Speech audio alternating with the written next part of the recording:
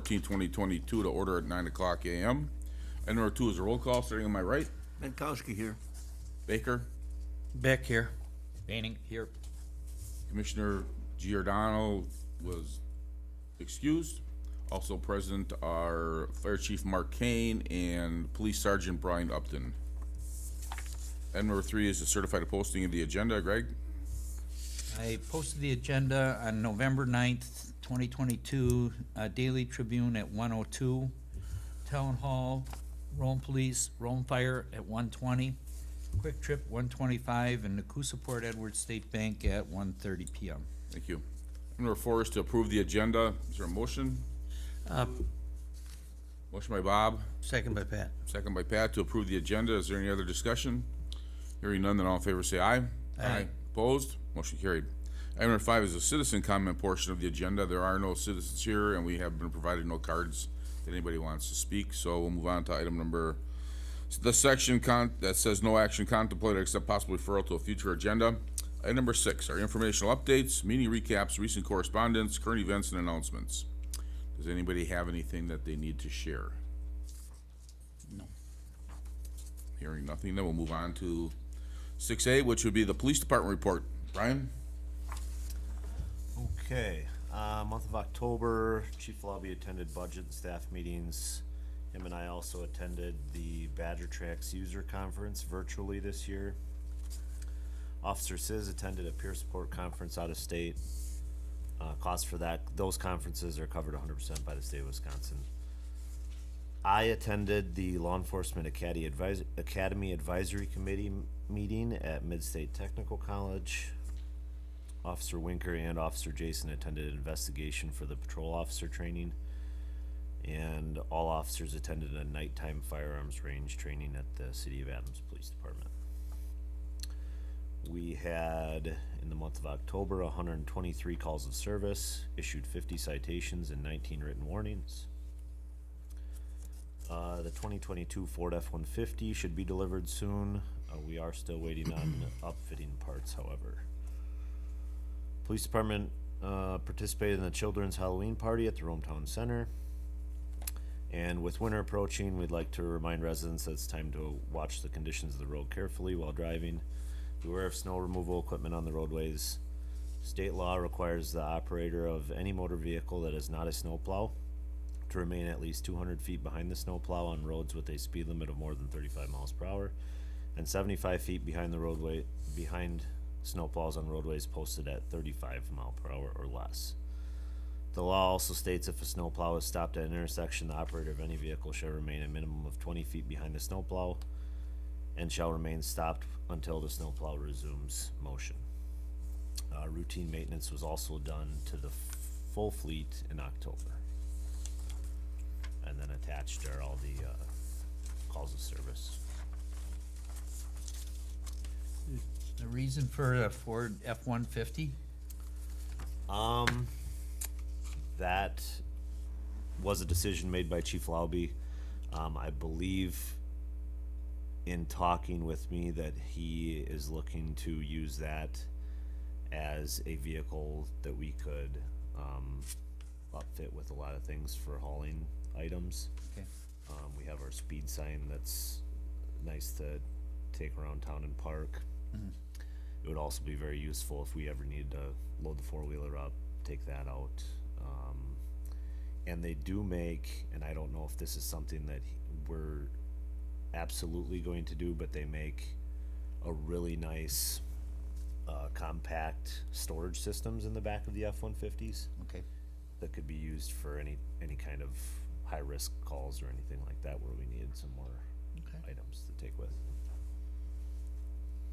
Okay. Questions for Brian, if anybody has any? Hey, Brian, I get it. Do they still have that for wintertime? People come in and sign a form for Vacation homes? vacation homes? Okay. Bring it in, and then we scan it into a file in our system that we can all access from the cars, and then we can go around and patrol extra. And people can just come in and get that, fill that out. That's right. Yep. All right, Or it's online, I Or believe, it's too. online. It's online, or you can come in and see Linda and drop it off with Linda. all right. Thanks. And I'm sure you don't know about every call that's on here, Brian, but I'm looking at one, two of them. We're an agency assist on Fawn Lane. Yep. That's kinda out of our turf. No, it's not. We have a That Fawn was Lane? that was my call. Okay. We do have a fawn lane. It's right off of Alpine Drive. Oh, okay, Before you get to the hill there by Z. okay. Yeah, I'm thinking of the one way down in Adams. Yep, there's one down there too. Okay. And on the dispositions, I mean, you have closed, active, and what is CTA? CTA? Yeah, like right here. On that alarm. That is. I'll have to get back to you on that. Okay. Recall off the top of my head. We don't typically deal with the dispositions of the calls if Right. it's something that dispatch has closed out. If we were to close it out, it would say closed or action or active or unfounded, something of that sort. All right. And I'm looking at, now, is the police department still responding on all medicals? Yes, Okay, went to one this morning actually. all right. I know Chief Lobby did want me to bring up, is that something that I should wait till later? I see it's in the, If it's someplace else on the agenda, we'll bring it up then. wait. Okay, any other questions for Sergeant Upton? Okay, we're gonna move on to 6B, which is the fire department report. Chief Kane. For the month of October, the fire department responded to 10 calls. We had 4 calls for fire, 3 for EMS, 2 service calls, and 1 standby. Currently staffed with 24 members. Long-standing member Regina Combs retired in the month of October after a lengthy career with our department and service to our town. The trainings for October included our medical trainings. We did longboard and trauma care, fire trainings, engine operations, pumping and drafting, SCBA training, ultra-high pressure training, the fireground operations, vehicle extrication, GPS usage, and did a joint training session with the Nagusa Fire Department on water operations. Our monthly fire department meeting was held on the 17th. I've attended meetings with the Rome Town Board, Adams County Officers Association, the Town Administrator, Adams County Mavis, Adams County Health Department, and Sand Valley staff. Hunter Abbey, completed his entry-level fire, currently enrolled in Fire 1. Heather Dalton and Steve Nowicki attended a fire inspection conference, and Heather completed the basic fire inspection program. All of our routine maintenance was performed.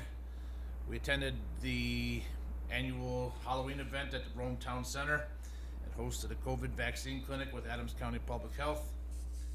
Our second semester fire inspections, 95% complete for our commercial occupancies. Short-term rental inspections continue as needed. And we also begun training with the new fire suppression well that's been supplied to the town from Sand Valley. And we will continue to work on training with our department and neighboring departments as time allows. Okay. Regarding Regina's retirement, based on the length of service that she was with the department, does the department award her anything for her service, or? There will be a presentation that'll happen at our annual awards event. It's currently looking to be February or March. Okay.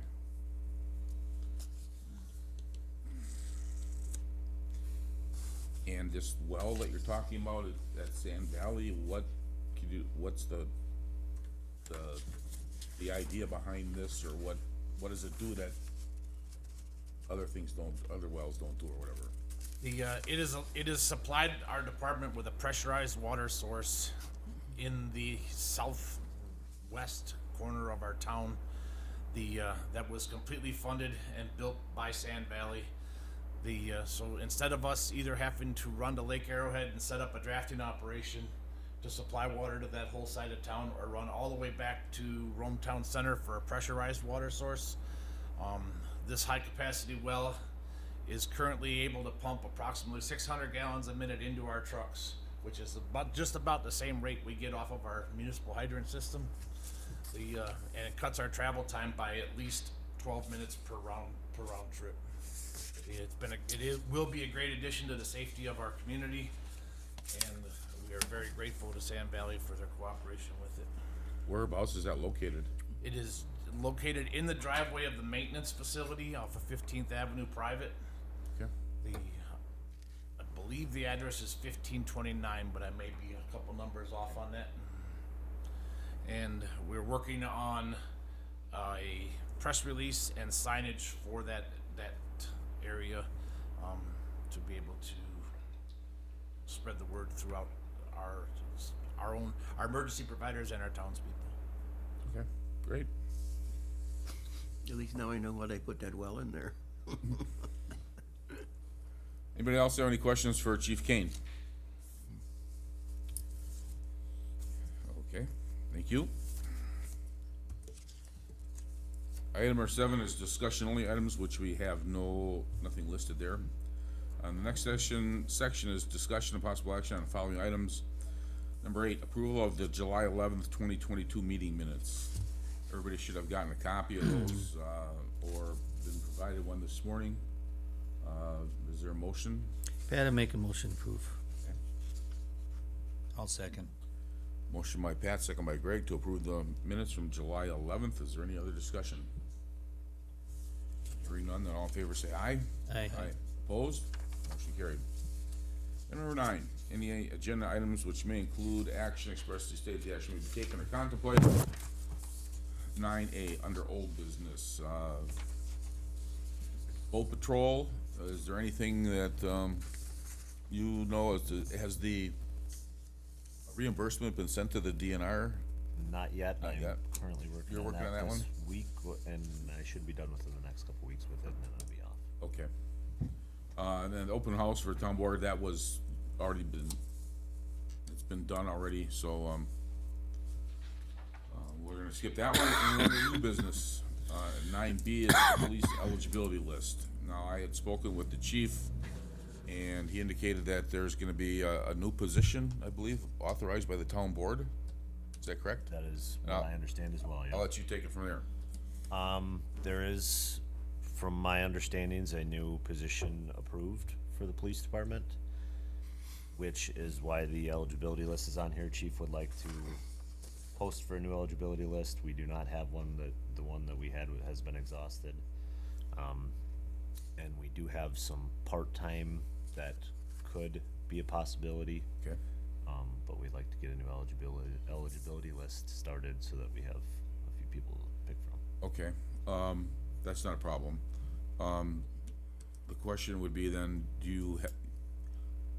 since Jason hires the part-time people, and these people are now going to be, those that submit applications are gonna be interviewed by us, I would suggest then that those people that might be interested from the part-time list submit applications as well, so that they can be part of an interview process.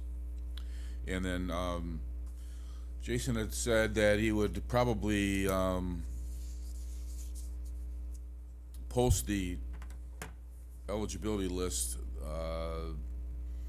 and then leave it on I think it was gonna be left up for a couple of weeks. On WileyNet? On WileyNet? Yep. So, just have Jason, give me the date that application process ends. Okay. And then, any applications that come back here can be submitted to me. They can throw them, staff can throw them in my mailbox, and I will get them, and then we will start the review process, and then come up with a list as to who we wanna interview. Okay? Yep. All right. What is this, a new position, or somebody retired, or? No, it would be a new position added. Laurie, can you enlighten us a little bit on that? Sure. As far as you can come up if you'd like, or you can sit there if you'd like. Okay, it was a new position approved in our budget process by the town board. That'll go to a vote Thursday night by the townspeople. It's approved in the budget. And then would it be effective January 1st then? That is correct. Okay, thank you. Is the need, It's a community, it's titled a community policing CSO, Community Service Officer. That's Thank you. correct. Thank you, that's the, so it'll serve in a number of different roles that will also help with code enforcement issues, but it'll be under the direction of the chief of police. So, but it will help with code enforcement as well. Okay. It would also help with boat patrol, it'll give us extra staffing with boat patrol. Yep. Correct? Sergeant Upton, yes? Yes, I And- believe, and I guess, me and Jason have talked extensively about it. It's gonna be a CSO position that will, like you said, help with all of the town ordinances, dead brush. A lot of those have been difficult to keep up with. So they will focus on that, from what I understand, between the fall, winter, and spring. And then, once boat patrol starts in the summertime, that would be one of their main responsibilities, is boat patrol. Cause we do actually have another boat, we just need bodies to get on those boats and get on the lake, And so. well-trained bodies, it's just Yes, difficult when exactly. we're hiring part-time boat patrol every year. We only have so much time to put towards training them. If we were to have a full-time officer doing it, obviously they could spend a lot more time training and, Yeah, that'd be great. yeah. Okay. And there was enough call for it, we heard a lot of voices in the community saying that this was definitely a need, so. Agreed that this was most important in our budget, Good to know. Thank you. yes, you're welcome. Any other questions on the eligibility list? I guess my suggestion will be, once that cutoff date has been lapsed, or ended, I will then get a hold of you guys and we'll pick some dates that we can start the, interview process. Or do you want a date to start with to just review applications? I think let's find out who's gonna be around first, Mike. Yeah, I know that that'll be an issue with, vacation schedules and stuff, so. But this could happen in December, right? The cutoff date will probably be, based on today's date, the cutoff date will probably be, in the first week in December or thereabouts. We can probably at least maybe get the application review, if we wanna do that, done in December. Cause I know then, without knowing when your vacations are, but I think you mentioned something about January through March or something, Pat. Yeah. And Bob, I don't know, what you're looking at, if you're gonna be around, you're gonna be gone. I'll be gone Do you know when you're gonna leave, or Friday. seriously? And you'll be back when? End of January, early February. Okay, January, February, okay. Then we'll have to work something out. Greg, are you going anywhere? I have nothing planned, Kathy's health, Okay, so. and I don't know about Vito's schedule, so, based on vacation schedules and, snowbird schedules, we'll get something probably together before you guys, well, you'll be gone, but, sometime before you leave, Pat, so that we get a chance at least to review the application, so you know who we might be interviewing and, as time moves on. Okay.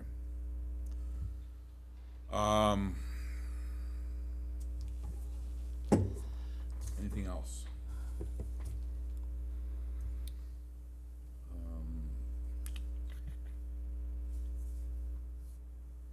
For our next agenda then, tell me what you want. Well, I think the next agenda items will be the, review of police applications. For the eligibility list.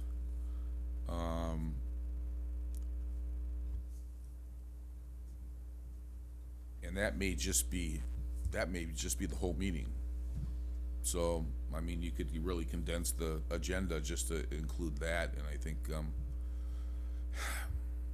trying to think, that would it have to be closed meeting?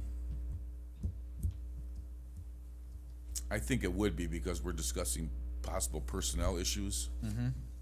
Okay, so closed session there. Yeah, I think that would be the best. Or the, yeah, the legal way to go. And then the next meeting date and time, we don't know that one for December, but I'm looking at January, for our regular meeting would be January 9th. That would be a Monday. Pat, do you know when you're leaving? Like the 26th of December, Okay, tentatively. okay, As soon as I find out, I'll let you know. all right. And that would be a 9 o'clock meeting on the 9th. I will send an email or a text or something to Vito to let him know what's going on, and, Brian, if Jason has any questions or whatever as to what we're gonna do, he can give me a call, or I'll stop in and see him. Anything else that we need to discuss? Okay, then I'll adjourn the meeting then at, 9:21 AM. Thank you. And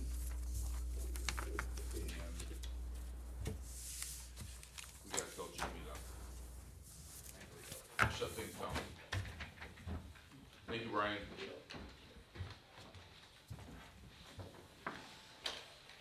I'm just gonna have people to get to leave early. I'm freezing. Oh, We're not going till February.